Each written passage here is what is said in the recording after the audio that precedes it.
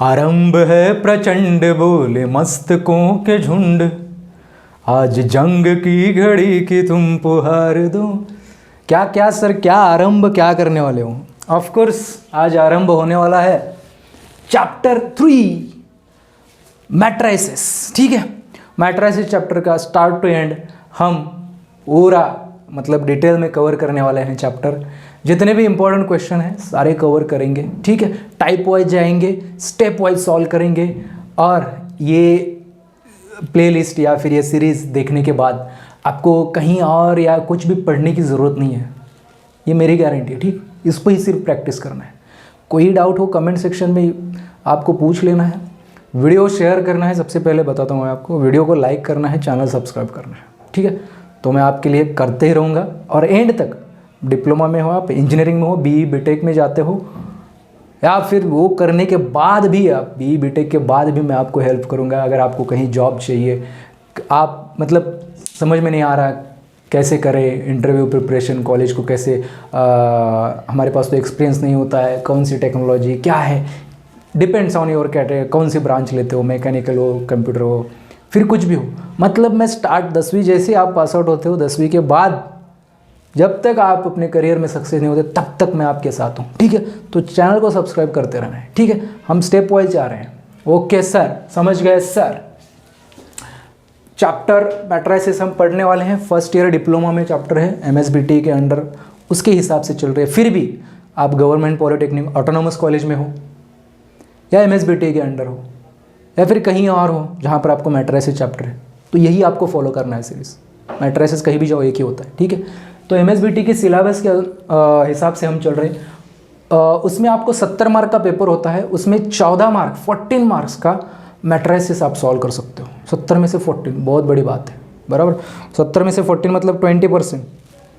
यहाँ पे 20% हो गया, बात खत्म। और 14 लेने हैं आपको कहाँ से? तो बहुत सिंपल है, एक एक स्टेप वाइज सॉल्व करेंगे हम। तो सबसे पहले मैं बता दूं आपको कैसे आते हैं 14 मार्क। तो क्वेश्चन 2 में, बराबर, क्वेश्चन 2 में 4 मार्क्स के लिए एक क्वेश्चन आएगा। फिर क्वेश्चन 3 में 4 मार्क्स के लिए अगेन एक क्वेश्चन आएगा, बराबर। और क्वेश्चन 5 मतलब लास्ट जो क्वेश्चन होता है उसका लास्ट क्वेश्चन में 6 मार्क्स के लिए आपके लिए आएगा। ये टोटल कितना हो गया? 14 मार्क्स। ठीक है, इस तरीके से डिस्ट्रीब्यूशन होगा, बराबर। तो हम जीरो से मैट्रिसेस शुरू कर रहे हैं, बराबर। क्वेश्चन लूँगा मैं, पूरा बेसिक बता दूंगा। सबसे पहले मैं बता दूँ, अगर इसको वर्टिकल्स लाइंस में, पिछला चैप्टर था वो डिटर्मिनेंट था। डिटर्मिनेंट हम कैसे दिखाते हैं? अरेंजमेंट तो सेम होता है, लेकिन ये ब्रैकेट होता है, यहाँ पे स्क्वायर ब्रैकेट बोलते हैं। डिटर्मिनेंट में क्या होता है? सिर्फ वर्टिकल लाइन होता है, लेकिन यहाँ पे स्क्वायर ब्रैकेट। तो इसको जब स्क्वायर ब्रैकेट में डालोगे तो वो मैट्रिक्स बन जाएगा, बराबर। तो वही हम पढ़ने वाले हैं, इसके ऑपरेशन पूरे देखेंगे हम। तो स्टेप वाइज सॉल्व करेंगे, इसी तरीका का क्वेश्चन आपको दिखेगा। ठीक है, 2 मार्क के लिए, 2 मार्क के लिए तो नहीं आता है, सॉरी 4 मार्क के लिए। लेकिन 4 मार्क का सॉल्व करने के लिए कुछ बेसिक ये पता होना चाहिए, इसलिए मैं ये क्वेश्चन ले रहा हूँ। ठीक है, तो कैसे करना है आपको, इसका सोल्यूशन करते हैं। तो if a is equal to 5 3 -1 1 और b इज इक्वल टू 2 -1 3 2 और फाइंड बोला है 2a - 3b फाइंड करो। ठीक है, ओके। सबसे पहले मैं बता दूं आपको ये होता है रो, ये पहला रो, ये दूसरा रो, ये पहला कॉलम, ये दूसरा कॉलम। इसलिए इस मैट्रिक्स को 2 रो इंटू 2 कॉलम, 2/2। ये मैट्रिक्स का साइज क्या है? 2/2, 2/2 मैट्रिक्स है, बराबर। तो मैट्रिक्स किसी भी साइज का हो सकता है। डिटर्मिनेंट वो स्क्वायर होता है हमेशा, 2/2 3/3, लेकिन मैट्रिक्स जो है 2/3 भी हो सकता है, 3/2 भी हो सकता है, 1/2 भी हो सकता है, कुछ भी हो सकता है। Any combination is possible. सिर्फ एक रो हो सकता है मैट्रिक्स में, सिर्फ एक कॉलम भी हो सकता है। तो मैट्रिक्स का साइज वेरी डिफरेंट साइज का हो सकता है। लेकिन डिटर्मिनेंट में क्या था हमारा? 1/2 का डिटर्मिनेंट नहीं हो सकता, मतलब नहीं था, हमने नहीं पढ़ा, हो भी नहीं सकता। ठीक है, और ऐसा ही होगा डिटर्मिनेंट, स्क्वायर में जितने रोज होंगे उतने कॉलम्स होंगे, बराबर। लेकिन मैट्रिक्स का वैसा नहीं है, तो इसको 2/2 बोलेंगे। अगर 3 रोज और 3 कॉलम्स होते तो 3/3 बोलते हैं हम उसको। ठीक है, क्या 4/4 भी हो सकता है? हाँ हो सकता है, 4/4 मैट्रिक्स भी हो सकता है, 5/5 भी हो सकता है।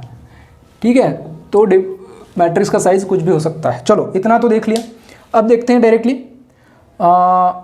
इसको सॉल्व कैसे करना है। रो क्या होता है, कॉलम क्या होता है, हॉरिजॉन्टल लाइंस को रोज बोलते हैं।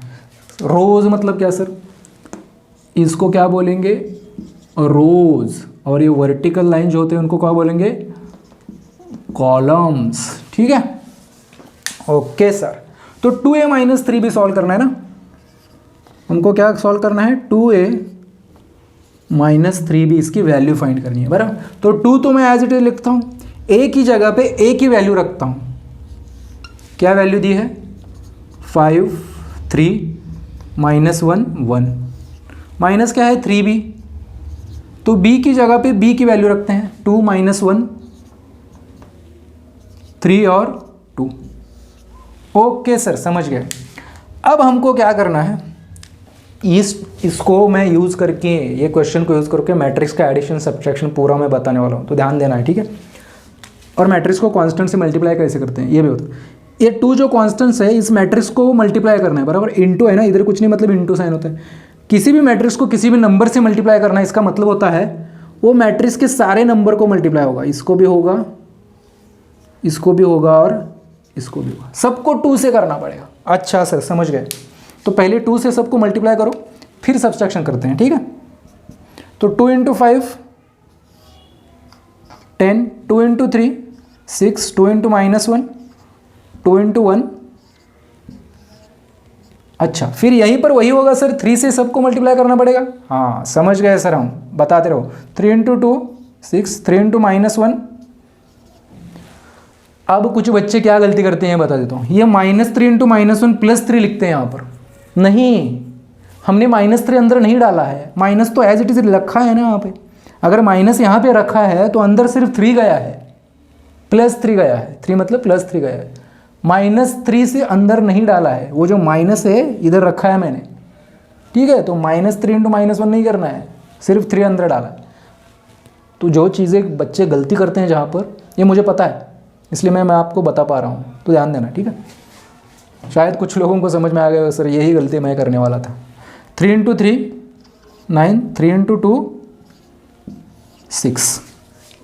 अब देखते हैं दो मैट्रिक्स, जो 2/2 का जो होता है वही 3/3 का होता है। 3/3 का भी यही ऑपरेशन होगा, ऐसे ही होगा 3/3 का, बस उसमें सिर्फ 9 नंबर्स रहेंगे, कॉलम 3 रहेंगे, कॉलम 3 रोज 3 रहेंगे, इतना ही फर्क है, ऑपरेशन सेम होगा उसका भी, ठीक है sir.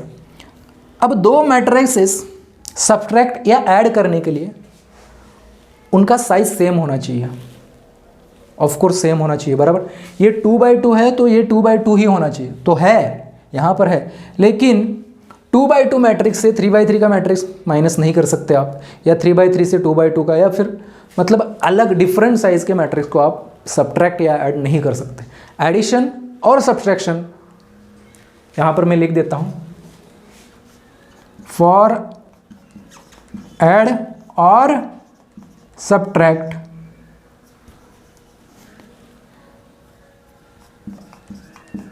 Matrix dimension must be equal, very important point. Add और सब्ट्रैक्ट करने के लिए दोनों मैट्रिक्स के डायमेंशन मतलब number of rose and number of columns equal होना चाहिए, ठीक है। तो इसके 2 है रोज और इसके भी 2 है, इसके कॉलम्स 2 है, इसके भी कॉलम्स 2 है, तब हम कर सकते हैं सब्ट्रैक्ट, ठीक है। अच्छा सर, समझ गए। ओके सर, सब्ट्रैक्ट करना मतलब क्या, करस्पॉन्डिंग एलिमेंट्स मतलब यह क्या, ये जो एलिमेंट है इसके करस्पॉन्डिंग एलिमेंट ये है, ये एलिमेंट है इसके करस्पॉन्डिंग एलिमेंट ये है, ये एलिमेंट जो है इसके करस्पॉन्डिंग एलिमेंट ये है। तो ऑफ कोर्स पोजीशन देख के डायरेक्टली आप बता सकते हो किसके करस्पॉन्डिंग क्या है, ये कोई रॉकेट साइंस है नहीं, कोई भी बताएगा इसके साथ कौन बनेगा भाई, ये बनेगा, सिंपल है, ठीक है, नो कॉम्प्लिकेशन। मतलब फर्स्ट रो फर्स्ट कॉलम, तो इसका भी फर्स्ट रो फर्स्ट कॉलम, यही एलिमेंट लेना है बराबर। तो करते हैं, ज़्यादा कॉम्प्लिकेटेड नहीं बनाना है चीज़ों को, ठीक है। पोजीशन देखो इसके साथ यही आएगा बराबर। तो मैं क्या करता हूँ, 10 - 6, यहाँ पे एक स्टेप बढ़ा रहा हूँ मैं, डायरेक्टली नहीं लिख रहा हूँ। 10 - 6 यहाँ पे 4 लिख सकता हूँ, लेकिन नहीं, मैं आपके लिए एक स्टेप बढ़ाता हूँ, क्योंकि पहला प्रॉब्लम है हमारा, ठीक से समझेंगे, बाद में डायरेक्टली लिखेंगे। 10 - 6 10 माइनस 6, ये आ गया पहला एलिमेंट, बराबर।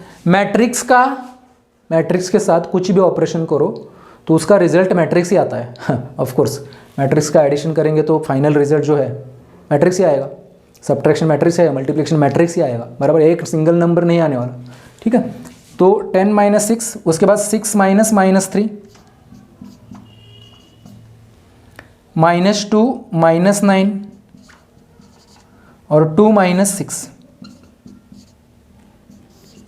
ठीक है। तो लास्ट स्टेप जो मैं यहाँ पर लिख रहा हूँ आपके लिए, तो हम ये क्या फाइंड कर रहे थे, 2a माइनस 3 भी तो लेफ्ट साइड में वो तो चल ही रहा है।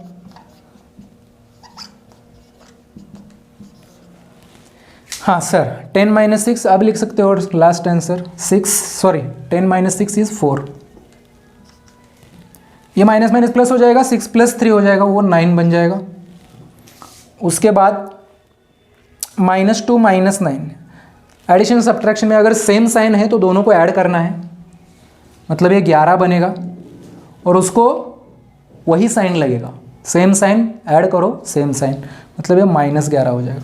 उसके बाद 2 माइनस 6, अपोजिट साइन है, मतलब सब्ट्रैक्ट करना है। ये +2 है, -6 है, साइन अपोजिट है, मतलब डिफरेंट साइन, तो माइनस करना है। तो बड़े में से छोटा माइनस होगा, 6 - 2 होगा 4, लेकिन साइन जो आएगा वो बड़े वाले का आएगा। 6 का साइन माइनस है तो यहाँ पे माइनस, लेकिन आपको कैलकुलेटर अलाउड होता है, इतने चीज़ें सोचने की ज़रूरत नहीं है, आप डायरेक्टली कैलकुलेटर में डाल सकते हो। तो यही फाइनल आंसर है, ऐसे लिखोगे आपको पूरा मार्क मिलेगा, ठीक है। तो ए स्टेप के बाद डायरेक्टली ये स्टेप आप लिख सकते हो, इसकी ज़रूरत नहीं है, लेकिन मैंने आपके लिए बताया है, ठीक है।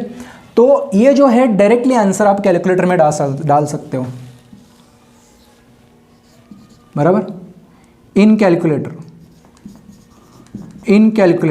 कौन सा calculator, of course sir scientific calculator use होगा, अपना दुकान वाला कैलकुलेटर थोड़ी चलेगा इसमें, ठीक है। तो सर साइंटिफिक कैलकुलेटर में आप बता दो इसको कैसे करना है, तो डायरेक्टली ये आंसर आ जाएगा कैलकुलेटर। क्या सर पॉसिबल है? हाँ बिल्कुल पॉसिबल है, इसके ऊपर मैं वीडियो बनाऊंगा। तो आपको साइंटिफिक कैलकुलेटर एक्सपर्ट नाम की प्लेलिस्ट चल रही है हमारे चैनल पे, वो पूरी चेकआउट करनी है, सिर्फ आपके लिए है। और कैलकुलेटर जिसको आता है वो स्कोर कर लेता है, वो कभी फेल नहीं हो सकता। जिसको कैलकुलेटर साइंटिफिक कैलकुलेटर यूज़ करना आता है वो कभी नहीं फेल हो सकता, ठीक है। 50% से ज़्यादा मैथमेटिक्स आप उसमें ही सॉल्व करोगे, और वो गलती नहीं करता है, वो मशीन है। आप गलत कर सकते हो, गलती से आपका, ठीक है, हो सकता है ना यार, 6 - 3 लिख दिया, हो सकता है, गलत हो सकता है, लेकिन कैलकुलेटर एज इट इज़ आपने उसमें जो इनपुट दिया वो खुद का दिमाग नहीं चला था, वो आउटपुट सही देगा, ठीक है। इसलिए कैलकुलेटर यूज़ करना है, कैलकुलेटर यूज़ करना है, ज़्यादा खुद का दिमाग भी हो तो यूज़ नहीं करना है।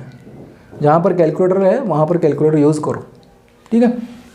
क्योंकि सिली मिस्टेक जो है वो सबसे होते हैं, कितना भी टैलेंटेड, कितना भी जीनियस हो, सिली मिस्टेक होती हैं। तो वो अवॉइड करने के लिए साइंटिफिक कैलकुलेटर का यूज़ सीखो आप, और उसके लिए हमने अलग प्लेलिस्ट बनाई है और उसमें वीडियोज़ आ रहे हैं रोज़ के रोज़, ठीक है। तो उसको फॉलो करो आप, एक एक देखो और ख़ुद करके देखो साइंटिफिक कैलकुलेटर में तो कौन सा कैलकुलेटर लेना है, कौन सा मैं यूज़ करता हूँ, वो सब मैंने बताया हुआ है, ठीक है। तो चेकआउट करो चैनल को पूरी तरह, सिर्फ आपके लिए सब कुछ है वहाँ पर, ठीक है। तो ये लिख लो या स्क्रीनशॉट ले लो, बाद में लिख लो, एक बार 2 बार वीडियो देख लो। ये तो आपको सिंपल लग रहा होगा और मैंने सिंपल लिया है जानबूझ के, आगे हम देखेंगे और थोड़ा डिफ़िकल्टी बढ़ा दे जाएंगे। डिफ़िकल्ट मतलब क्या होता है 2 मार्क 4 मार्क 6 मार्क के लिए डिफ़िकल्ट तो कुछ नहीं होता, लेकिन थोड़ा लेंथी हो सकता है, थोड़ा ज़्यादा। ये हो गया ना 2 मिनट का काम है, तो इससे 6 मार्क का होगा तो ज़्यादा लिखना पड़ेगा, ज़्यादा लिखना पड़ेगा, मतलब ज़्यादा स्टेप्स बन जाएंगे, जल्दी आंसर नहीं आएगा। और चैनल को सब्सक्राइब करो, बेल आइकन को प्रेस करो। वीडियो लाइक करेंगे तो ज़्यादा से ज़्यादा यूट्यूब इसको प्रमोट करेगा इस वीडियो को, और आप भी खुद शेयर करना है, ठीक है। और कमेंट में कोई भी सजेशन हो, कोई भी डाउट हो, कमेंट करते रहो। और करते हैं अगला सवाल।